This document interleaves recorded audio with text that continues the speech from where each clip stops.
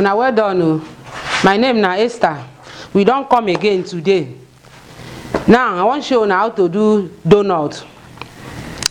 The thing where we dey use do donut: flour,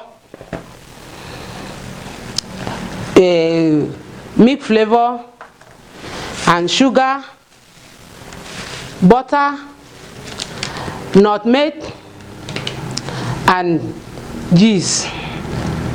So now I go start to put the ingredient inside.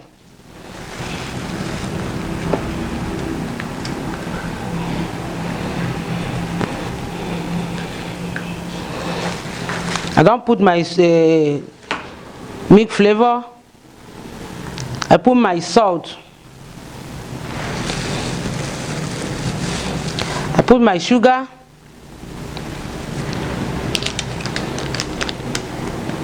Go add nutmeg. Go add nutmeg so that the thing go get flavor, go get nice scent.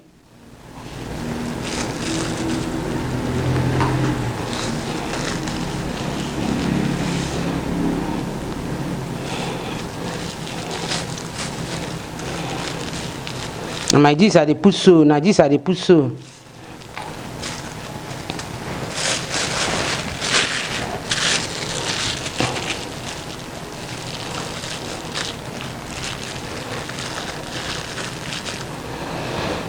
You put butter. As I don't talk, I'm saying before you do your thing, you go wash your hand clean before you start, so that you go carry your hand, mix them very well.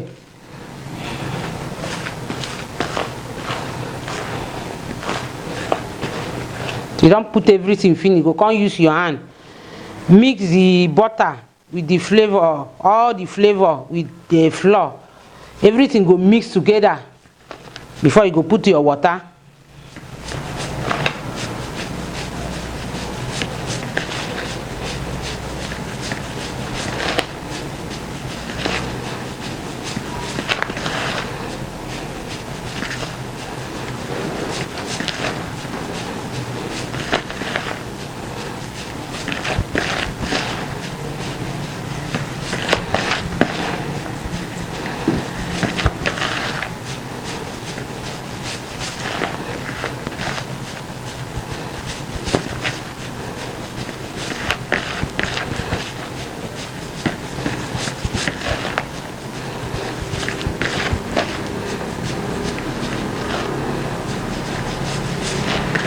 Use your two and do and make the thing mix well before you go come put your water inside.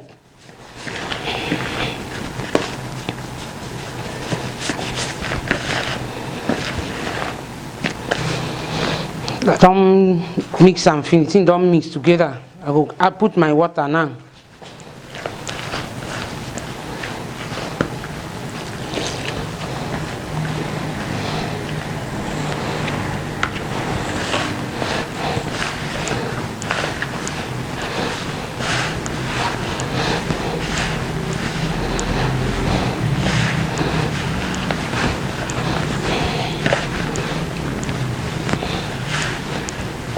I'll still put the water small.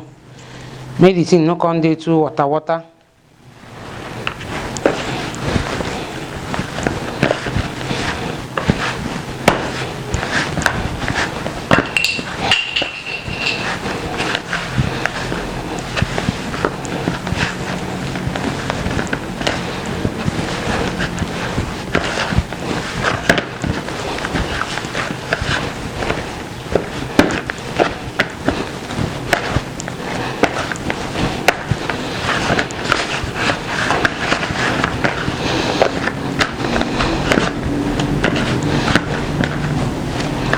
If you don't finish, we'll bring and come your rolling board.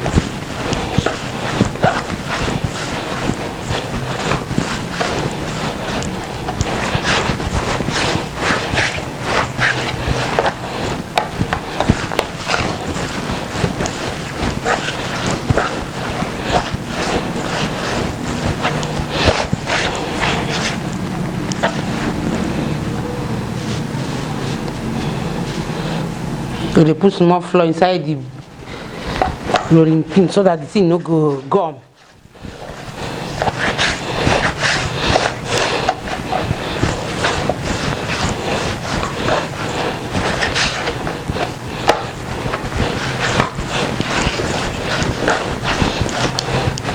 As the massage the thing go dey soft for your hand. I go know say the thing done they do.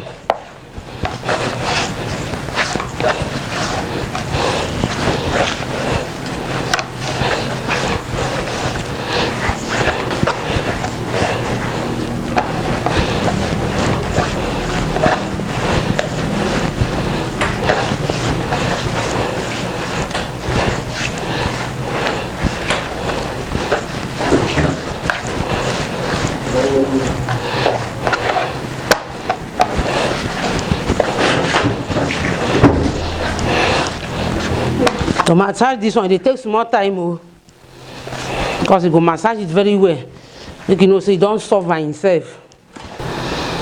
I don't massage my donut finish. I'll start to do them now.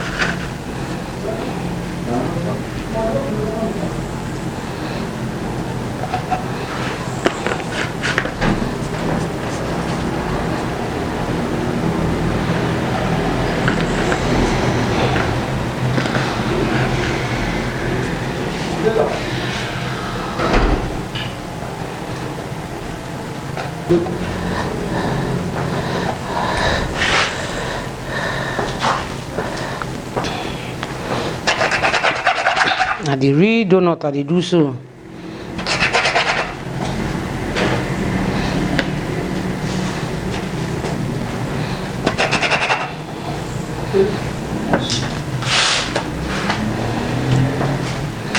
Quante batterie ne ho?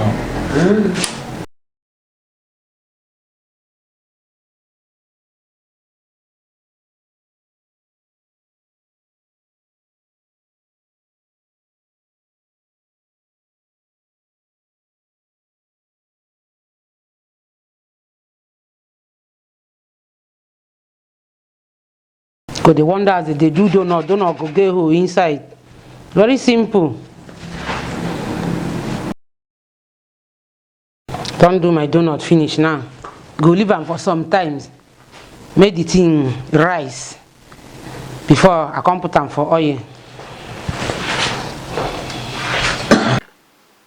Continue. So I don't do my donut finish. Keep them for some times. As I tell you, I say I will keep them like 15-20 minutes. The thing don't rise now, as you can see. So I will start to fry them now. My oil is hot.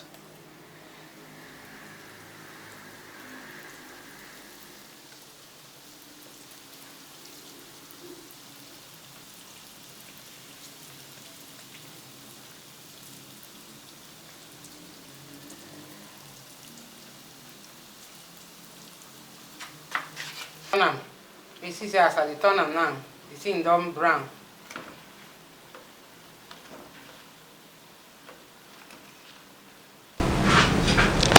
My people, we don't come back. My donut done ready. I don't fry and finish. When I see as e fine, can use a more belly till your food where you cook ready. So Mona, don't forget to subscribe to SabiMakeAm. Make una no forget to subscribe to our YouTube channel at SabiMakeAm, or follow us on our social media platform at SabiMakeAm, or you fit even call us for this number. Thank you.